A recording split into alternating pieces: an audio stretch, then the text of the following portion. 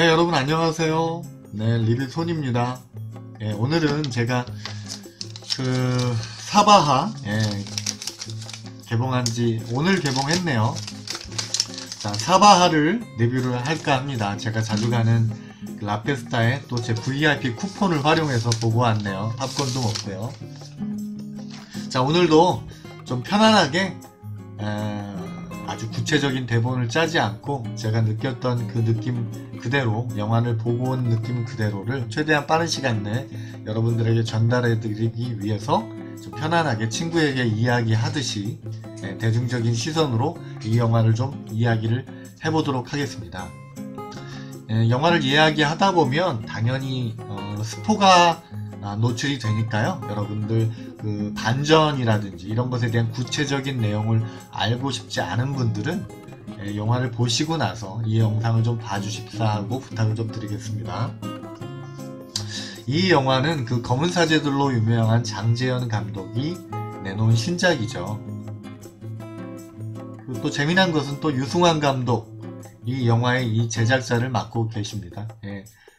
제작자로서 또 성공적인 또 투자가 될지 한번 지켜보도록 하겠습니다. 저는 영화 결론부터 말씀드리면 참 잘 만들었다고 생각을 하고요. 굉장히 오락성도 뛰어난, 관객들이 조금 몰입해서 볼 수 있는 그런 영화였다고 생각합니다. 오히려 검은 사제들보다 이번에 만든 그 사바하가 장재현 감독이 좀 더 성숙하고 좀 더 오랜 시간 준비하는 기간을 통해서 단순히 그냥 오락성으로서의 그 오컬트 장르의 영화죠. 이 영화도 악마와 귀신과 대결하는 선한 존재, 이런 그 대결 구조로서 영화가 같다면 검은 사제들은, 이 사바하란 영화는 이 대결 구조의 플러스 알파로 종교적인 질문, 철학적인 질문, 선과 악에 대한 고민, 이런 것들을 감독이 이 영화 속에 담아내려고 관객들에게 질문을 많이 던지는 영화다. 그렇게 생각을 합니다. 그래서 좀 더 진일보하고 더 깊어지고 더 진지해졌다, 영화가. 하지만 오락성은 여전했다. 그렇게 말씀을 좀 드리고 싶네요.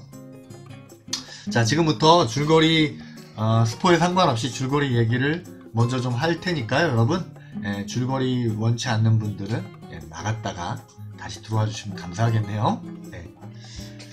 자, 그 신흥 종교, 즉 사이비 종교를 연구하는 종교 연구소 소장격인 이 박 목사가 등장을 합니다. 이정재 씨가 맡았죠. 이 박 목사는 그 신흥 종교인 그 사슴동산이라는 그 신흥 종교를, 사이비 종교를 연구하기 위해서 강원도 영월 쪽으로 향합니다. 우연히 강원도 영월에 여중생 사체가 발견되면서 이 신흥종교, 이 여중생의 그 살인사건이 신흥종교에 다녔던 한 남성이 피의자라는 사실이 밝혀지면서 이 박 목사는 직감적으로 이 여중생 살인사건과 이 신흥종교 사슴동산이 무엇인가 연관이 돼 있다라는 직감을 받게 되죠. 그래서 좀 더 이 사슴동산에 대한 연구에 들어가게 됩니다. 그 과정 속에서 피의자로 지목됐던 남성은 자살을 하게 되고요. 그 남성과 아주 이상한, 자살을 하라고 종용을 하는 그런 아주 또 이상한 남성이 나오게 되는데, 그 남성이 바로 나한이죠. 나중에 알고 봤더니 이 남성은 그 김재석이라고 하는 이 신흥종교 사슴동산의 경전을 만든 그 인물이죠. 신이라 불린, 정말 그 열반을 했다라고, 그 부처가 되었다라고 그렇게 불려지는 그런 인물이죠.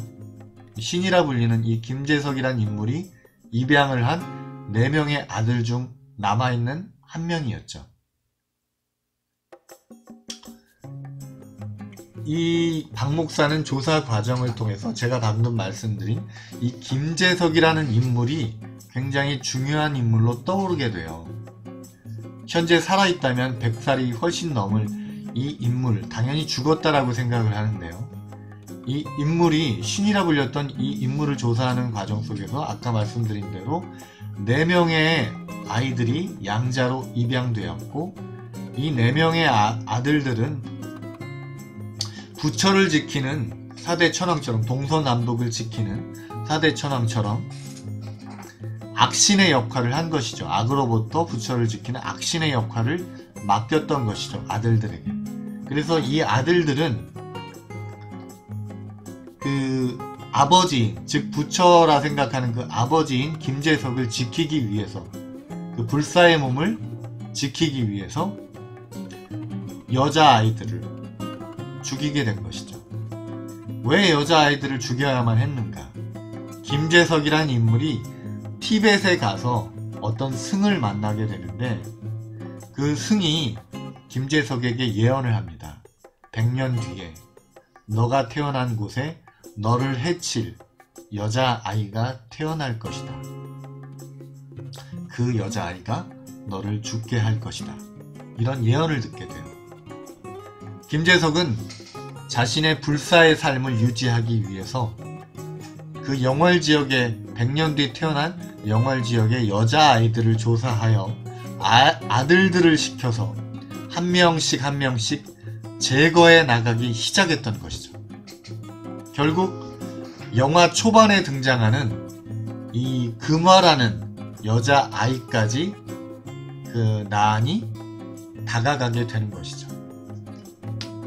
금화를 납치해서 죽이려던 순간에 금화는 정말 귀신이라고 생각하는 자신의 쌍둥이가 집에 있으니 그 쌍둥이도 죽여달라.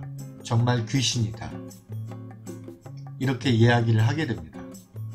쌍둥이가 존재한다는 사실을 알게 된 나은은 쌍둥이를 죽이기 위해서 그 집 창고를 방문하게 되죠.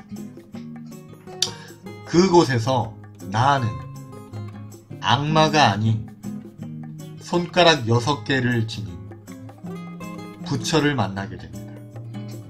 그리고 그 쌍둥이의 모습을 한 부처는 나은에게 실제 악은 김재석이니 김재석을 죽이라고 명령을 합니다. 자기가 부처라고 믿었던, 신이라고 믿었던 김재석이 실제로는 악이고, 악이라고 믿었던 이 쌍둥이 여자애가 부처가 되는 이 상황에서 나은은 혼란을 겪게 되고, 김재석에게, 병상에 누워있는 김재석에게 달려가서 뭐라도 말 좀 해보라고, 아버지 말 좀 해보세요 라고 하소연을 하게 됩니다. 그때 아버지 병상을 옆에서 항상 몇십 년을 간호를 하며 지냈던 유지태가 연기한 그 제자가 나은을 창고로 데리고 가서 코끼리를 보여준 후 그 자리에서 코끼리와 나은에게 총을 쏘게 됩니다. 그렇습니다. 실제로 불사의 몸이었다고, 신이었다고 말해줬던 그 김재석은, 아들이 병상에 누워있는 아버지가 김재석이라고 믿었던 그 김재석은 바로 유지태가 연기한 그 제자였던 것입니다. 실제 김재석은 다른 자기의 제자를 김재석이라고 사람들이 믿게 만들고 그 뒤에 숨어서 불사의 시간을 이어가고 있었던 것이죠. 근데 우연히 티베승에게 자신을 죽게 만들 여자아이가 태어난다는 예언을 듣게 되면서 영월의 아이들을 조사하여 자기 아이들을 시켜서 4명의 양아들을 시켜서 아이들을 한 명 한 명 처단해 나갔던 것이죠. 마치 성탄절날 아기 예수가 탄생하자 그 아기 예수를 죽이기 위해서 수많은 아이들을 죽게 만들었던 로마 황제의 이야기가 이 영화에서 나옵니다. 그래서 영화는 초반에 악마와도 같은 모습으로 태어난 이 쌍둥이 여자아이를 보여주고, 아예 그 쌍둥이 그 금화가 귀신이라고 정의를 내려버리죠. 자신의 쌍둥이 형제는 귀신이라고. 관객들은 한치의 의심도 없이 영화 중반까지도 이 여자아이가 짐승 같은 소리를 내는 이 여자아이가 악마라고 생각을 하죠. 근데 그것은 영화의 반전을 더 효과적으로 만들기 위한 장치였던 것이죠. 보이는 것에 집착하지 말라. 외형은 악마였지만 실제로는 그 악마가 아닌 부처였고, 외형은 사람 같지만, 선한 사람 같지만 그 안에 든 것은 불사의 욕망을 채우기 위한 악마였던 것이죠. 유지태는, 김재석은요. 결국 사바라는 제목처럼 뜻은 이루어집니다. 그 네 번째 양아들 나하는 부처를 만난 후, 그 쌍둥이 부처를 만난 후 결국 그 쌍둥이를 죽이기 위해 찾아가는 그 유지태, 그냥 유지태라고 할게요 여러분. 그 유지태를 죽이게 됩니다. 예, 차를 전복시키고 흘러나온 기름에 불을 붙여서 유지태를 죽이게 되죠. 그리고 유지태가 죽는 순간 쌍둥이도 죽게 됩니다. 연결이 돼 있었던 것이죠. 영화 속에 얘기합니다. 초식동물이 태어나면 그 초식동물을 잡아먹는 육식동물이 한쪽에서 태어나듯이 모든 것은 유기적으로 연결이 되어 있다. 굉장히 철학적이고 심오한 얘기들이 영화 속에, 오컬트 영화 속에 등장을 하고 질문을 던집니다.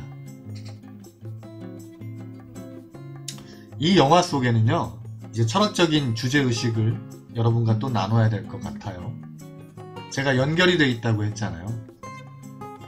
가난한 사람이 있으면 그 가난한 자들의 기반 위에 부를 누리는 부자들이 존재하고, 슬퍼하는 자들이 있으면 기뻐하는 자들이 있고요. 누군가의 고통을 통해서 어느 한쪽에서는 즐거움을 맛보는 사람들이 있고요. 모든 것은 유기적으로 연결이 되어 있다. 그래서 우리는 어떤 행동을 할 때 더 신중해야 하고 더 조심해야 한다. 왜? 누군가에게는 그것이 상처가 되고 누군가에게는 고통이 될 수 있기 때문에, 연결이 되어 있기 때문에 우리들은 적당한 욕망, 적당한 욕심 속에서 살아가야만 한다. 그 적당함을 넘어섰을 때 누군가에게 우리는 피해를 주게 되는 것이죠. 그리고 선과 악은 무엇일까요? 이 영화 속의 선과 악이 우리가 알고 있는 그 이미지를 비틀면서 나타나듯이 보이는 것이 다가 아니다. 선과 악은 그 내면이 중요하다. 인간 안에 선과 악이 존재하는 것이죠. 실제로 이 영화에 등장하는 선과 악이 모두 인간이죠. 유지태, 김재석이라는 인물, 또 쌍둥이, 다 인간으로 태어났지만 그 안에 선과 악이 존재했던 것이죠. 우리가 선과 악을 선택할 수 있는 것입니다, 여러분. 그래서 우리는 어떤 것을 선택할지 고민하고 진지하게 고민해야 하는 것이죠. 이 영화는 관객들에게 어떤 것이, 하나님의 뜻은 무엇일까요? 선과 악은 무엇일까요? 우리는 어떻게 살아야 할까요? 우리가 갖고 있는 편견과 선입견, 그 진실을 보려면 어떻게 해야 될까요? 이런 다양한 주제의 질문들을 관객들이 느낄 수 있게 하고 있어요. 재미난 오락영화 속에서요. 사바하라는 것이 기독교적으로 말하면 아멘, 그런 의미겠죠. 어떤 기도를 하고 나서 그 뜻이 땅에서도 이루어지이다. 아멘. 그대로 이루어지기를 바랍니다. 그런 의미죠. 이 영화가 던지는 그 종교에 대한, 종교가 왜 필요한가, 종교란 무엇인가, 선과 악은 무엇인가, 그 속에서 우리는 어떻게 해야만 하는가, 그것에 대한 고민이 지혜롭게 또 바르게 해답을 찾게 되기를 여러분들이나 나나, 그런 의미에서 저도 사바하라고 말하면서 이 영화에 대한 이야기를 마무리할까 합니다. 이 영화 보시고요. 상당히 재미난 영화입니다. 흐트러지지 않고, 집중력을 흐트러지지 않고 영화 끝날 때까지 보실 수 있는 영화예요. 그래서 이 영화는 10점 만점에 8점을 드리고 싶습니다. 오락성도 뛰어난 영화고요. 상당히 오컬트를 좋아하는 분들이라면 굉장히 재미있게 보실 수 있고, 끝나고 나서도 영화의 그 단순 스토리를 넘어서서 철학적인 얘기까지, 종교적인 얘기까지 영화를 같이 본 또 연인이나 가족들, 친구들과 함께 이런저런 이야기를 나누실 수 있는 화제거리를 던져주는 그런 영화입니다. 이 영화 즐겁게 보시길 바래요. 영화 흥행했으면 좋겠네요. 참 재미나고 좋은 영화라고 생각합니다. 그럼 다음에도 또 좋은 영화로 여러분들을 찾아뵙도록 하겠습니다. 여러분, 오늘도 감사했습니다. 리뷰손이었습니다.